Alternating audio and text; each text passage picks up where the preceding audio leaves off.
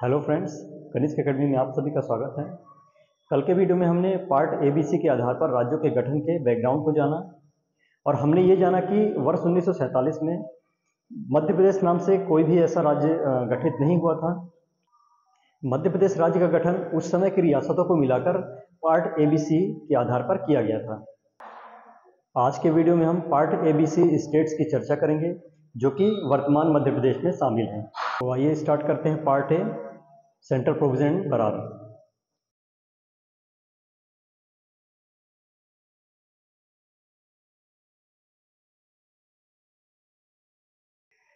आइए हम part A state को इस मैप के आधार पर समझते हैं जिसे सेंट्रल प्रोविजन एंड बरार के नाम से जाना जाता है। 11 दिसंबर 1853 को नागपुर पर इस पूरे क्षेत्र पर अंग्रेजों ने कब्जा किया और धीरे धीरे वो पूरे दक्षिण पूर्वी हिस्से पर अपना अधिकार स्थापित करते हैं।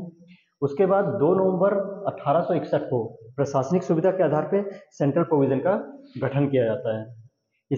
इसके बाद बरार क्षेत्र को हैदराबाद रियासत से लीज पर लेकर 24 अक्टूबर 1936 को बरार प्रांत का गठन किया जाता है। उसे सेंट्रल प्रोविजन में शामिल करते हैं और इस पूरे क्षेत्र को हम सेंट्रल प्रोविजन एंड बरार के नाम से जानते हैं। वर्ष 1947 में महाकौशल, छत्तीसगढ़, बरार और सेंट्रल प्रोविजन का एकीकरण किया जाता है और पार्ट ए स्टेट का दर्जा दिया जाता है।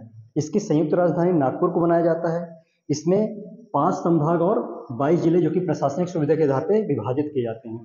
इसके प्रथम मुख्यमंत्री पंडित रविशंकर शुक्ल और पहले जो गवर्नर थे वो ई राघवेंद्र राय थे। सेंट्रल प्रोविजन की एकमात्र रियासत मकड़ाई, जिसे हम वर्तमान में हरदा जिले के नाम से जानते हैं, वर्तमान मध्य प्रदेश में शामिल है। बहुत से एग्जाम में कई बार पूछा जा चुका है कि सेंट्रल प्रोविजन एंड बरार की निम्न में से कौन सी रियासत वर्तमान मध्य प्रदेश में शामिल है।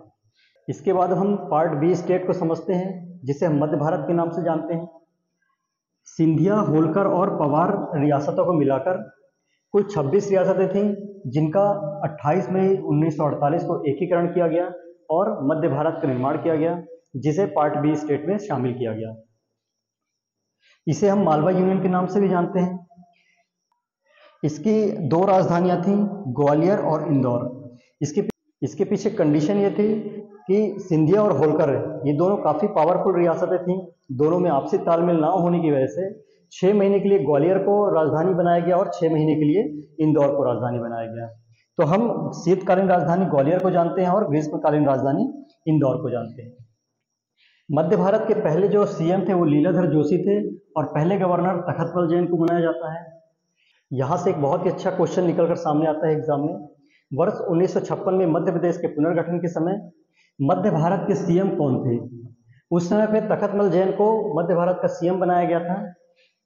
तो ये क्वेश्चन हमें काफ़ी ध्यान में रख के चलना है। इस तरह के क्वेश्चन बहुत ही एग्जाम में पूछे जाते हैं। आप राजधानी से देख सकते हैं, शीतकालीन राजधानी कौन थी, ग्रीष्मकालीन राजधानी कौन थी।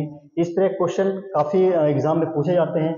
मध्य भारत की कितनी रियासतों को शामिल करके पार्ट बी स्टेट में शामिल किया गया था, यहाँ से आप एक क्वेश्चन निकाल सकते हैं। ऐसे बहुत से क्वेश्चन आपको इस भाग से किसी भी एग्जाम में देखने को मिल जाते हैं, जैसे आमतौर पर यहाँ से क्वेश्चन एग्जाम में बनते भी हैं। इसके बाद हम पार्ट सी स्टेट को देखते हैं जिसे हम विंध्य प्रदेश के नाम से जानते हैं। 12 मार्च 1948 को बघेलखंड और बुंदेलखंड की 35 रियासतों को मिलाकर विंध्य प्रदेश का निर्माण किया जाता है या गठन किया जाता है, जिसकी राजधानी रीवा थी। और 1 जनवरी 1950 को विंध्य प्रदेश को पार्ट सी स्टेट का दर्जा प्रदान किया जाता है। इसके बाद इसे 2 यूनिट में विभाजित किया जाता है, बघेलखंड और बुंदेलखंड, या यूं कहें कि इसकी 2 मंत्री परिषद थी, बघेलखंड मंत्री परिषद और बुंदेलखंड मंत्री परिषद। इन दोनों यूनिट के जो प्रमुख थे वो मार्तंड सिंह थे। इन दोनों यूनिट्स का एकीकरण किया जाता है और 2 अप्रैल 1952 को पंडित शंभूनाथ शुक्ला को फिर विंध्य प्रदेश का पहला सीएम बनाया जाता है।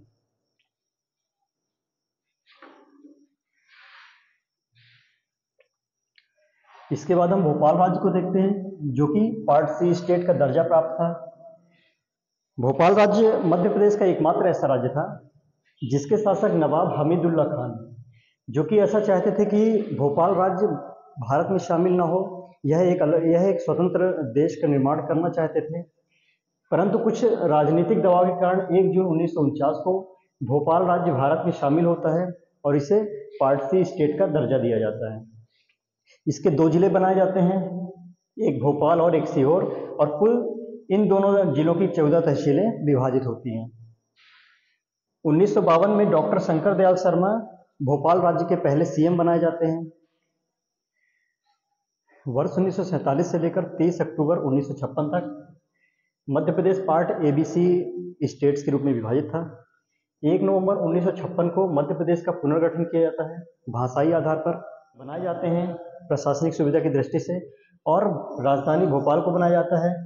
मध्य प्रदेश के पहले जो मुख्यमंत्री थे वो पंडित रविशंकर शुक्ल नियुक्त किए जाते हैं और गवर्नर पट्टाभी सीतारामैया को बनाया जाता है। उस समय पे राज्यों को जो गठन हुआ था वह भाषा के आधार पर हुआ था। इसके कारण मध्य प्रदेश के जो महाकौशल क्षेत्र था, महाकौशल क्षेत्र के अमरावती, अकोला, बुल्ढाना, वर्धा, यवतमाल, नागपुर, चांदा और भंडारा, कुल ये 8 क्षेत्र ऐसे हैं जो मराठी भाषी क्षेत्र थे। इन्हें महाराष्ट्र को दे दिया जाता है। इस वीडियो पर हमने वर्ष 1947 से लेकर 1956 तक की मध्य प्रदेश की स्थिति को देखा है। ये वीडियो अगर अच्छा लगे तो आप लाइक, सब्सक्राइब एंड शेयर जरूर करिएगा। आज के लिए धन्यवाद।